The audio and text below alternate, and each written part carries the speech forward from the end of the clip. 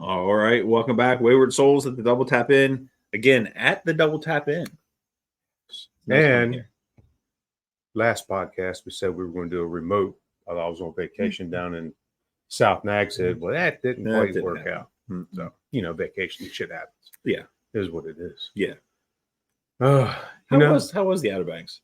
It was absolutely fantastic. Good. That little bitch Debbie didn't fuck us too much, so it was good. We had it was pretty much out of the way by the time you guys got there. Yeah, absolutely. It was a little snotty going down, but not bad. Mm-hmm. And then it was absolutely beautiful the rest of the week. Good. Could not have asked for anything weather-wise to be better. And then you had Ernesto, who was off between. He was just south of Bermuda. Mm-hmm. Jennifer and I decided to take a little trek towards Okokoke. It started out, she's got a turtle tracker, and she wanted to see if she could see a sea turtle, and there was one hanging around Rodanthe. Okay. So Rodanthe is only like 16 miles from where we're staying. So okay, let's hop on 12. We'll run down there real quick. And I hadn't seen the jug handle since it's been open, so give me a chance to drive on the jug handle. Yeah. And, how was that? It's uneventful. A jug handle. It's a jug handle. It is what it is. So we come around the jug handle, and there are 3 houses that are on the north end. Mm-hmm. There's 2 now. And I said to Jennifer, man, I can't believe those 3 houses are still there. They haven't done something with them. They haven't fallen in. They haven't moved them, something like that. Mm-hmm. So we ended up going all the way down to the ferry terminal. And I picked up my T-shirt stash like I do every other year, that kind of deal. And we come back up and go to Oregon Inlet and look at the brand new Oregon Inlet Fishing Center and all that stuff, and get back to the house. And lo and behold, there's 2 houses because one of them dropped in the ocean. Mm-hmm. I said, ain't that some shit? I should have hung around and watched it. Yeah. Because, we're like that. We like seeing shit like that. Yeah. Yeah. So if you watched the last couple of shows, we were in Sandbridge, which is, if you go to Corolla, Northern Outer Banks, North Carolina, and keep right on going, you get into Sandbridge and the Outer Banks of Virginia. And you guys have been there, right? Yeah. Yeah. Wonderful there. Really nice. It reminds me of the southern Outer Banks, like that, Frisco, Buxton. Like if you're there because you're staying there. And fishing. and fishing. Yeah. But that lower Outer Banks is my absolute favorite place, I think, in the world. Yeah. Like I've been a couple places outside of the country. I've been a number of places in the United States. But if someone has to say, like, hey, if all expenses paid trip for you to your favorite place, where are you going? Southern Outer Banks, like down to the Bight, like Buxton, Frisco, Hatteras. Like, I don't know what it is. I just absolutely love it. I don't know that I want to live there. For me, it's the old school charm. Yeah. Absolutely. It is. It's just, and it reminds me, I was born and raised here on Eastern Shore. My grandparents owned an entire block of Ocean City way back in the day. And I've seen the pictures of the cottages they had, the land they had, all that kind of stuff. And it reminds me of that. Yeah, absolutely. And they lost their cottages and all in the 62 storm. So, it reminds me of the 60 images, 1960 images that we have of the family property and all that stuff. Yeah. So it's nostalgic, I guess. Yeah. A good way to put it. Yeah. And the fucking fishing ain't half bad. Yeah. So. And the surf's not half bad. The nice thing about the surf is, depending on which way the wind's blowing, like if you're in the Outer Banks, the longest you have to go is 45 minutes. And you've got, the wind is slightly different. The sandbars are slightly different, and it's different enough that if it's not working here, there's a good chance it's working somewhere else. Correct. And you can go surf that day. So, and they got some fucking amazing surf from Ernesto. So like I said, we went to Rodanthe, went to the Rodanthe Pier and paid the $2 and walked out.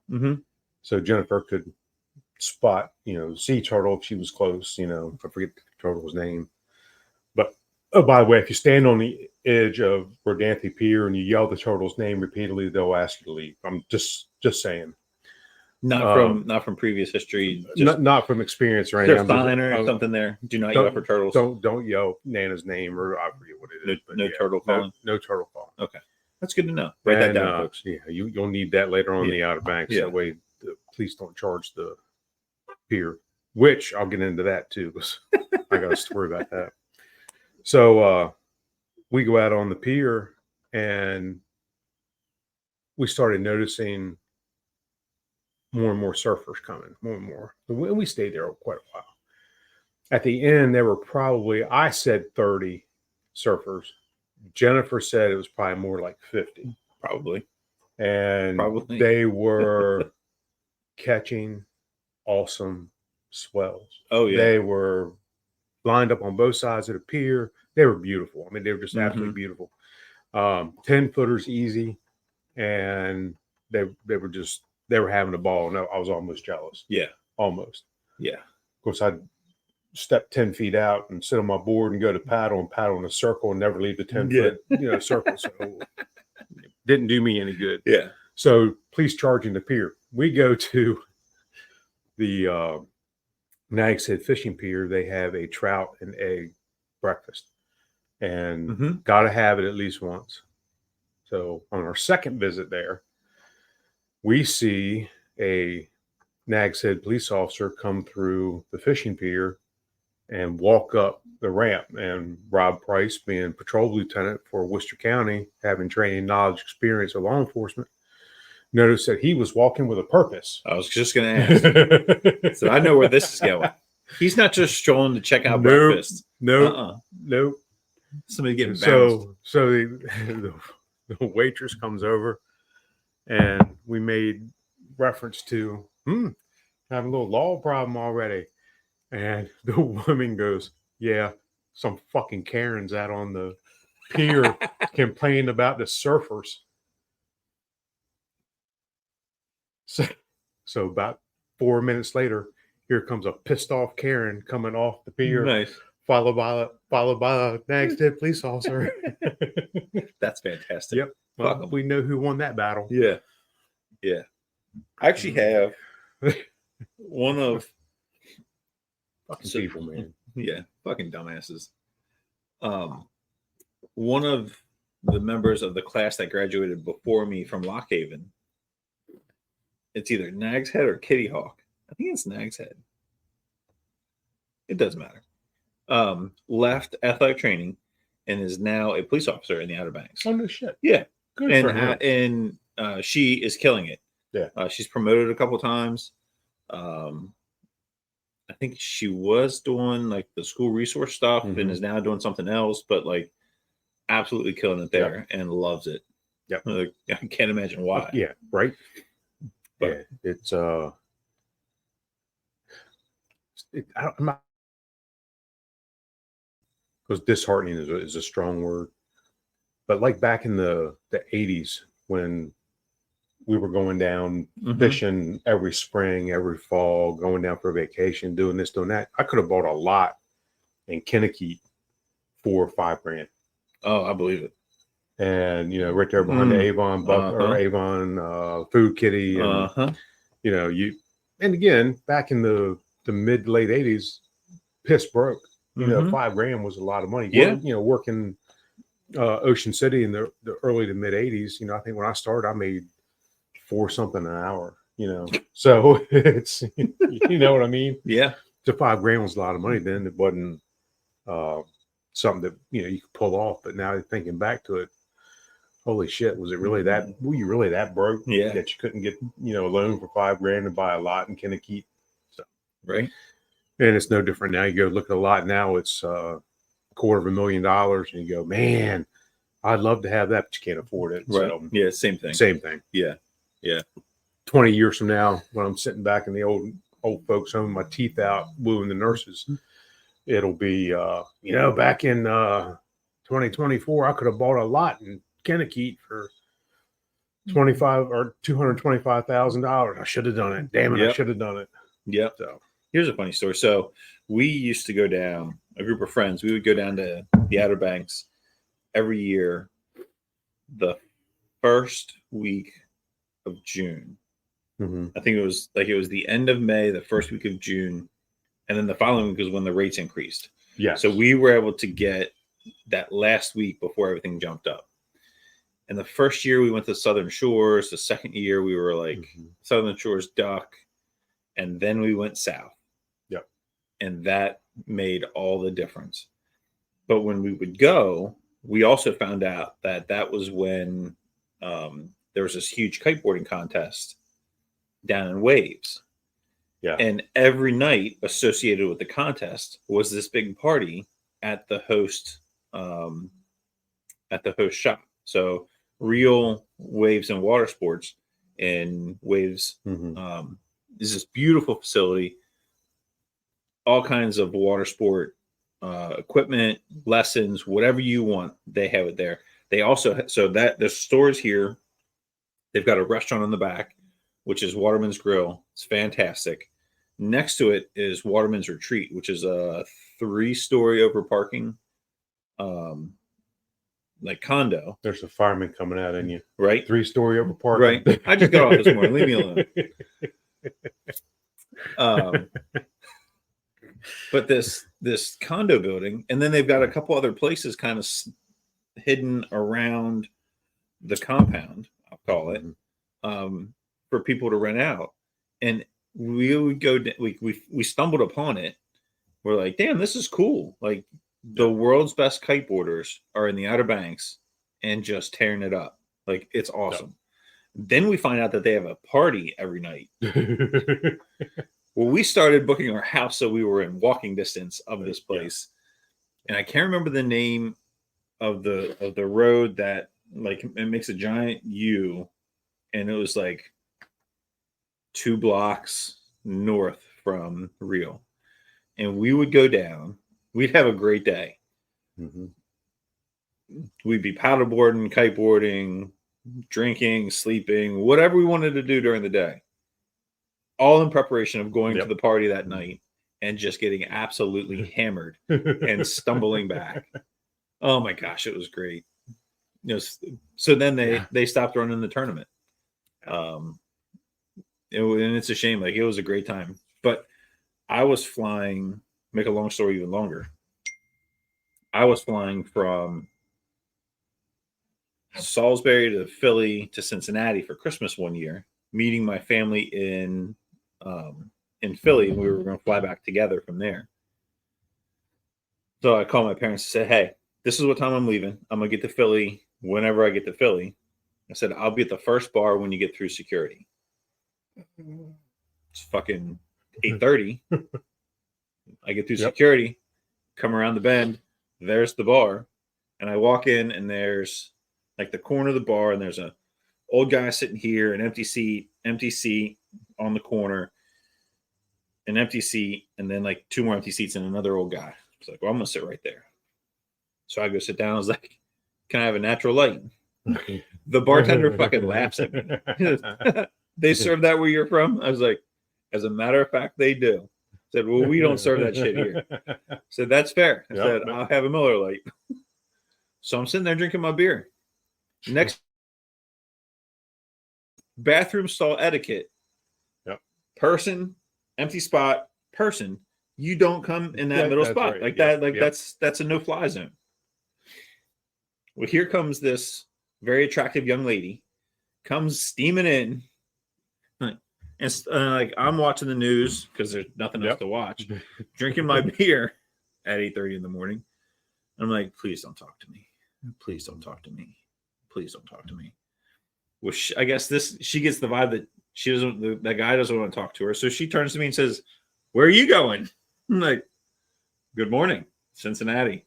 Like, super exciting. And come to find out, she works at the place that hosted the kiteboarding contest. She fucking lives down there. And like, we would go back years after that, and we'd always catch up and have a couple of drinks. Like, we'd see each other on the beach. Like, my Outer Banks friend that I met in the airport, fucking awesome. So you have that story about personal space in a bar, which has a happy ending. So not that kind of happy ending. Right. So my dad is at university. He's had his Whipple procedure. So Okay. he's not doing well at university, and it's opening day of Orioles baseball. There's nothing I can do at the hospital. He's intubated. He's out. So I go back to the hotel. Opening day of Orioles baseball, and I'm going to watch the game. Damn it, I'm in Baltimore. I can't get tickets, but I'm going to watch the game. So I go to the bar, and I've been at this place now for a while, and the bartender knows me because basically Jennifer and I moved into the hotel when Dad was at university, and so I've been off for a while. I had a beard. I'm wearing my Ace of Spades death hat. I'm wearing my LWRC sniper rifle, my Reaper. It's got a big Grim Reaper on the front. It's got the gun on the back that says something about the inequities of man. You reap what you sow, all that shit, on the back of it. And I'm at the bar with my Miller Lite. My hoodie is up. As soon as I come in, I sit down. The bartender, like I say, he knows me. He hands me the remote to the TV. It's an older dude. It's me, and then another dude at the other corner. Same freaking scenario. As soon as you start telling the story, I said, I know I can see this. I've been there. Little did I know that was opening day for some cheer competition at the Baltimore Civic Center. So here I am in a hotel full of fucking cheerleaders, of adolescent glitter fairies running all over the fucking place. You see where they went because glitter's all over the fucking place. Here comes a fucking cheer mom. And whatever you do, don't sit anywhere near me. And so I see her coming in. She's looking at the bar, all that shit. So I do the international symbol for don't fuck with me. I cross my arms and I stare at the TV, which, by the way, Baltimore's blacked out during fucking home openers. I was a livid motherfucker. I was pissed, dude. It wasn't even fucking funny. You could tell you weren't in a good mood when you put your hood up at the bar. Yep. And now there's no baseball on TV. Now there's no Orioles. Yeah.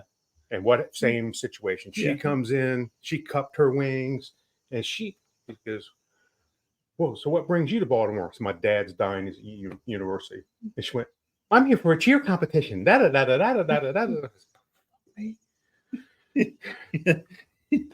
want to waste this.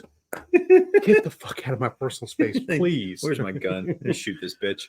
I don't remember the guy's name. I said, "Hey, if I get 6 beers, can I take them to my room?" He goes, "Yeah." Let me have 6, please. Thanks. I got your room number. Don't worry about it. So I know you do. Thanks. See you in a little bit. Yes. Jesus Christ. Yeah, I would have to say that my bar event turned out much better. Oh yeah. Yeah. God damn it. Yeah. So Jennifer, I said, "You ain't gonna believe this shit." And she goes, literally, she says, "What about this?" Says, "Speak to me." Yeah, and exactly. Said, not a fucking, and I did it on purpose. You know what I mean? That was the goal. The only thing that could have been any better if I had "fuck off" written across my forehead, or like a sign on the back that said "Leave me the fuck alone." Yeah, right. Oh my god. Yeah. So hopefully her daughter fractured her fucking knee doing some competition or some shit. She had to leave early. Bitch. God, she pissed me off. And like, I've worked a lot of athletic events. Like, considering that was my job. Yeah, right. For a while, I worked a lot of athletic events. The only times I worked those cheer events were in absolutely fucking miserable. Yeah. Like, I've worked. Yeah, they're by far the fucking worst. So the only thing I can think of when I replay that event in my head was somewhere there was a husband who was sitting in front of a TV watching a fucking baseball game, drinking beer, going, "Oh, the fucking house is quiet." Yeah, she left. Yeah. My God bless. Yeah.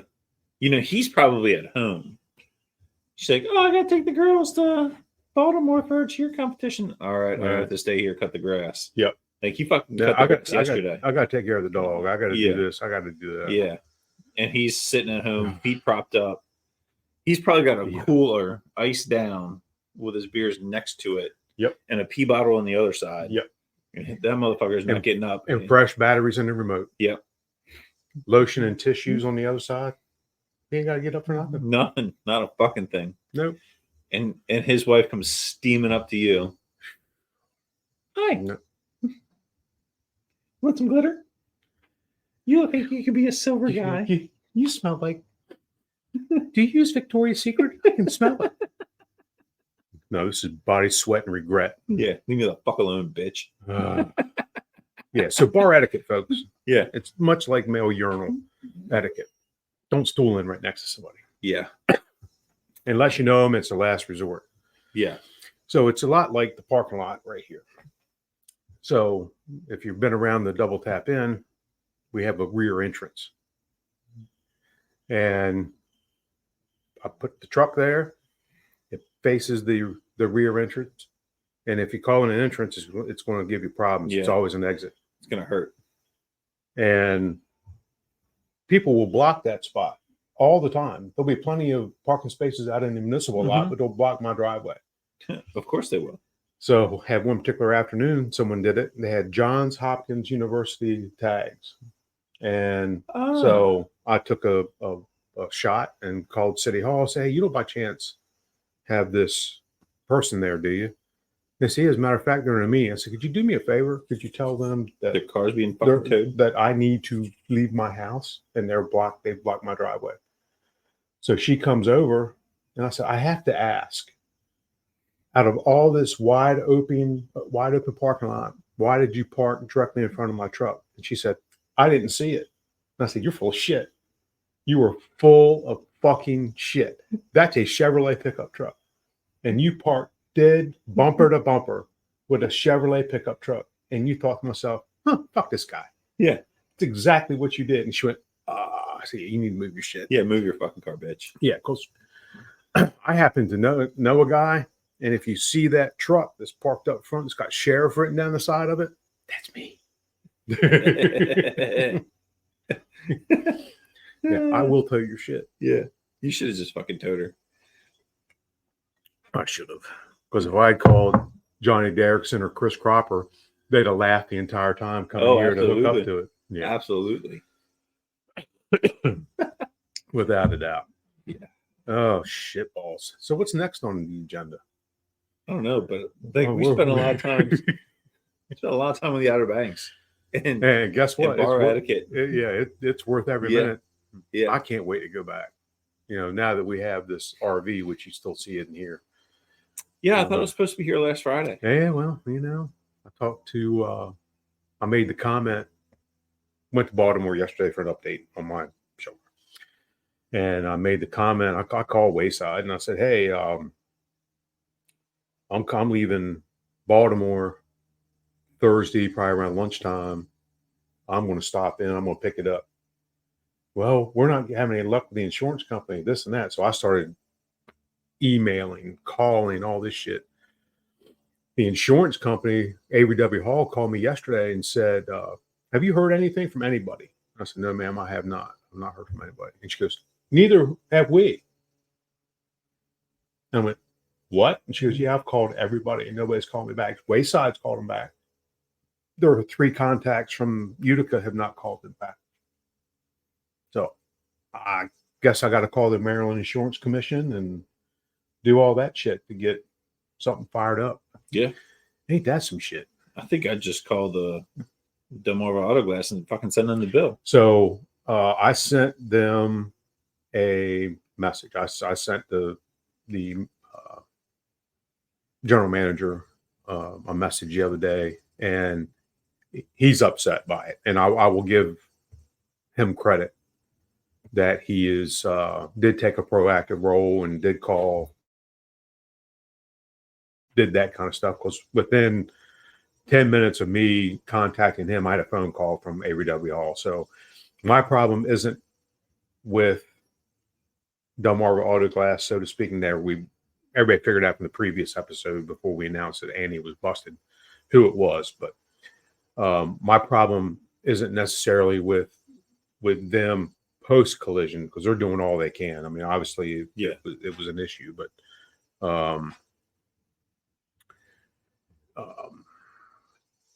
it is what it is, kind of deal. But damn, pick a better insurance company, you know, or now that you know that they suck, their customer service is shit. You know, because hell, now they've had it 3 weeks, and it's done.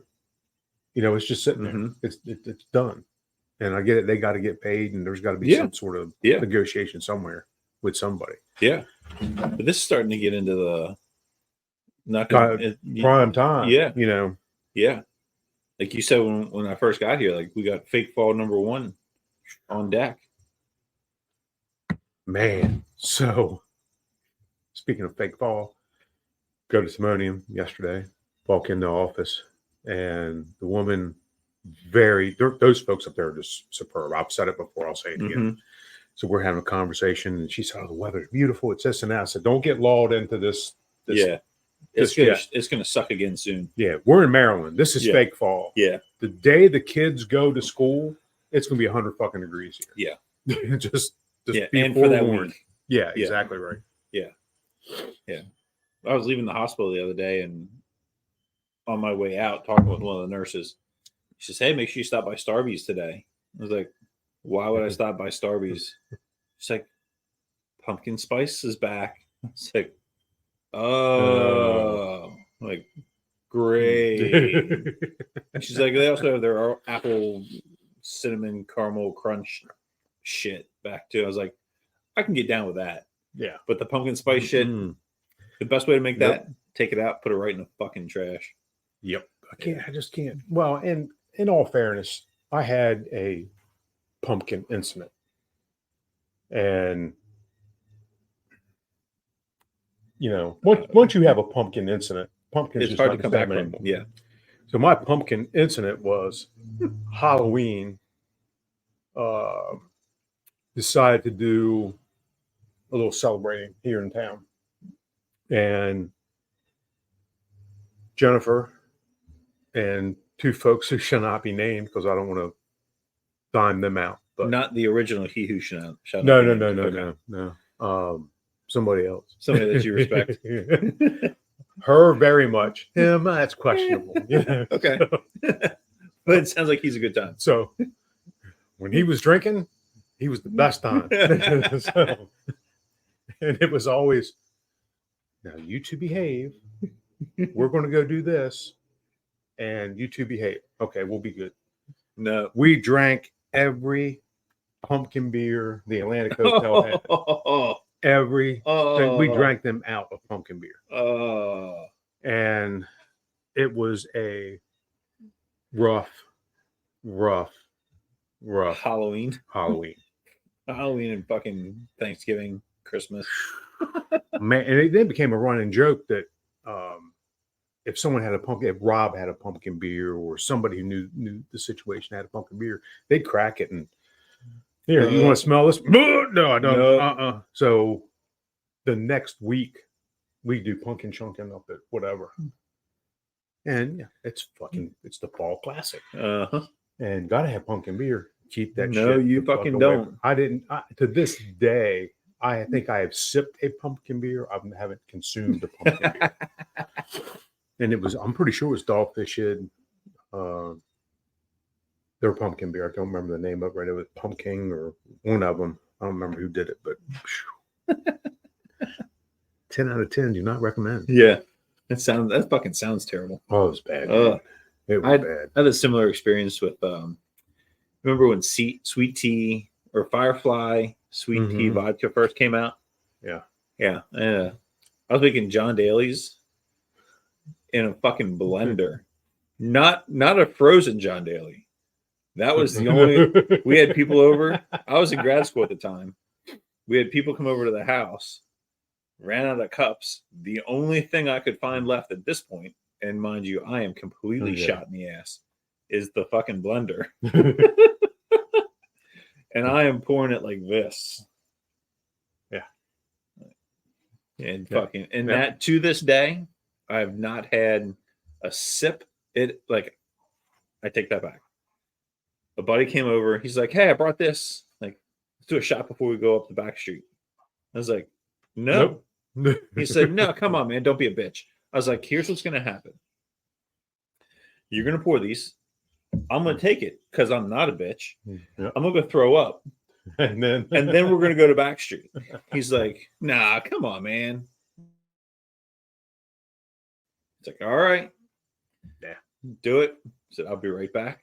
Went to the bathroom, threw up the back street we go, and had a great night. Yep. He's like, You weren't kidding." I was like, No, I don't like that shit. No. One bad experience. It's like Trevor with Rumble Mints, or everybody with Rumble Mints. They just said it sucks. Yeah.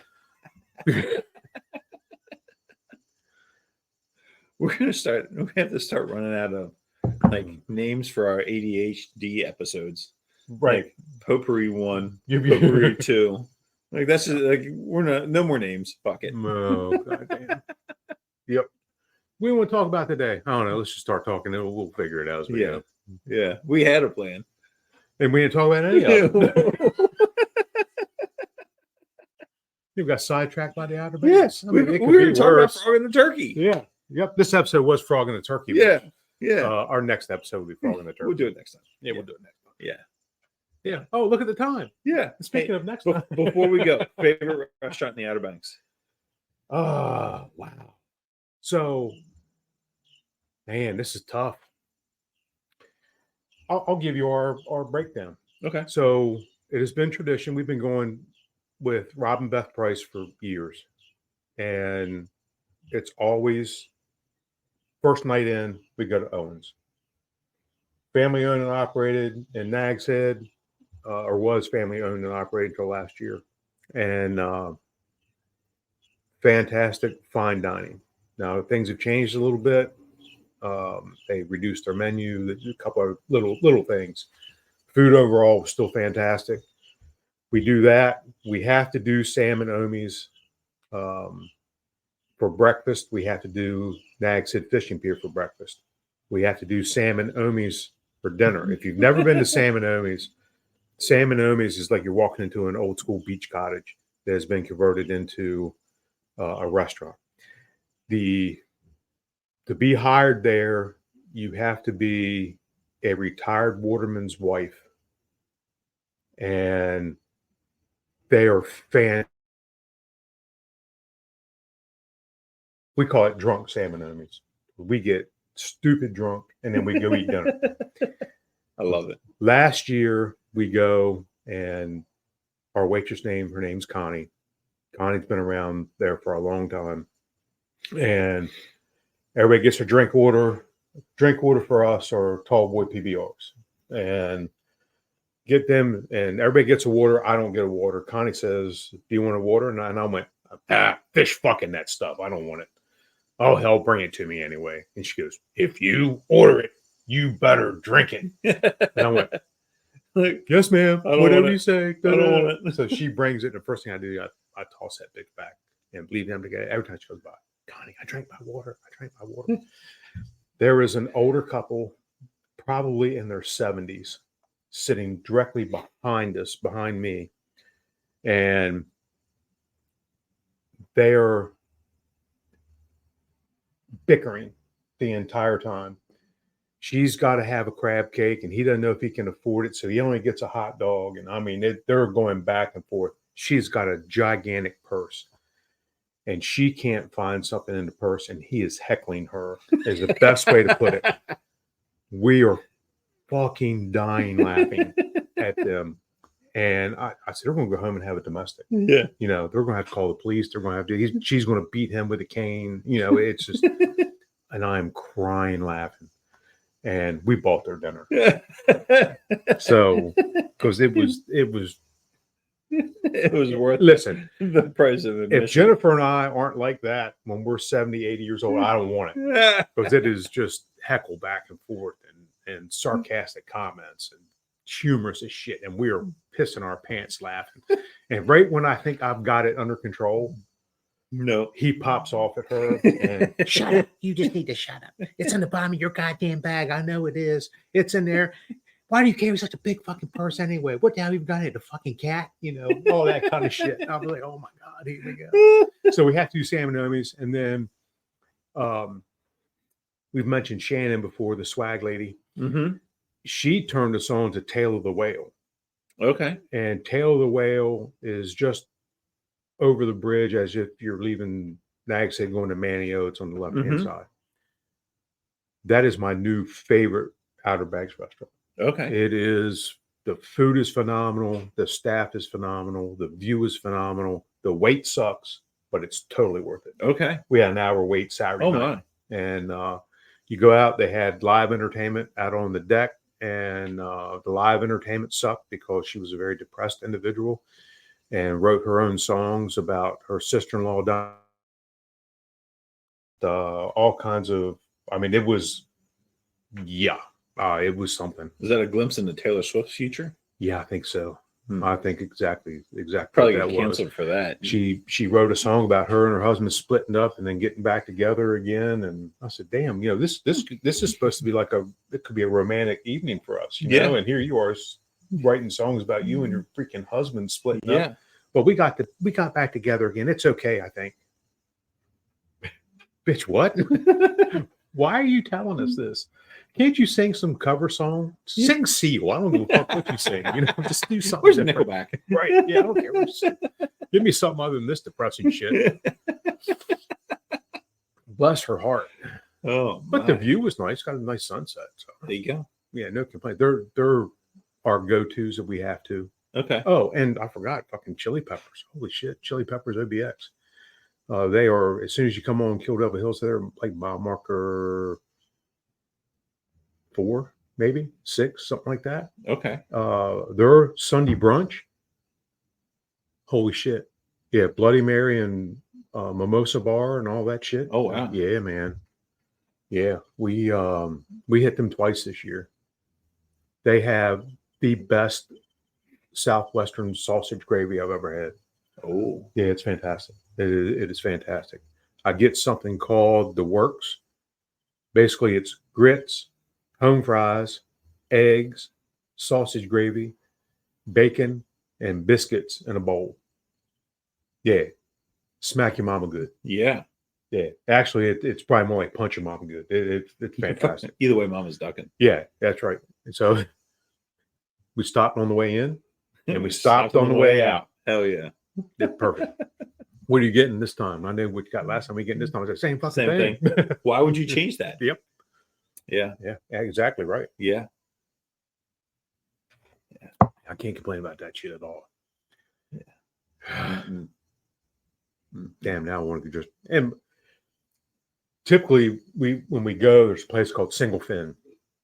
Single Fin is a Asian fusion place. They have pho. They have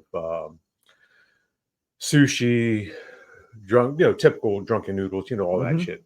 And we didn't eat out a lot this year. Like I said in the previous episode, sounds like you did.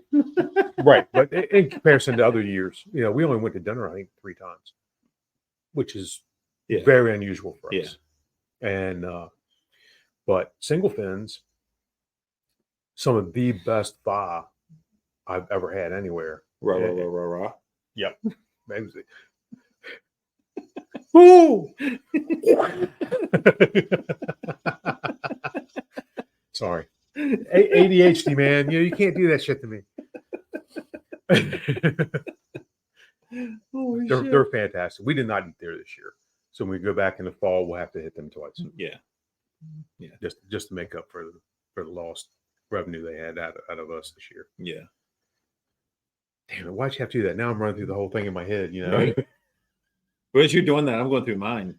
And I've got Diamond Shoals in Buxton, which the last time we were there, this is years ago, had a little sushi bar in there. Yes. And is fantastic.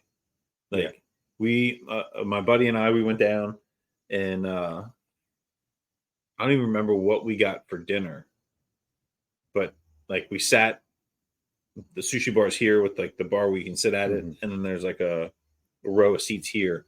We sat across from it and like, we just got a roll. We're like, how good is this going to be? Like some fucking white guy behind the bar. Yep. making my sushi, and it was fantastic. Yeah. See, round eyes can do stuff. Yeah. And I took my dad there I think we went there for lunch one day, and their grouper bites were fucking amazing. Yeah. And the rest of the food is too. Yeah. So I had their cream chip beef 4 or 5 years ago. And yeah, fantastic. It definitely not from a bag. No. It wasn't Stoker's. Yeah, no.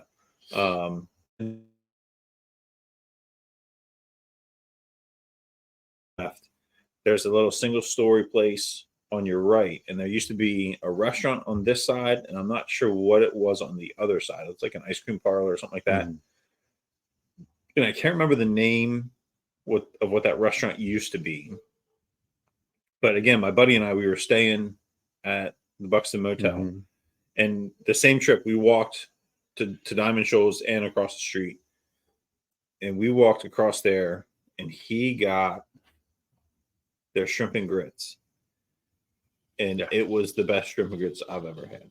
Yep, that's how Taylor Whale is. Their shrimp and grits. I got it for dinner. Yeah, they have grit cakes.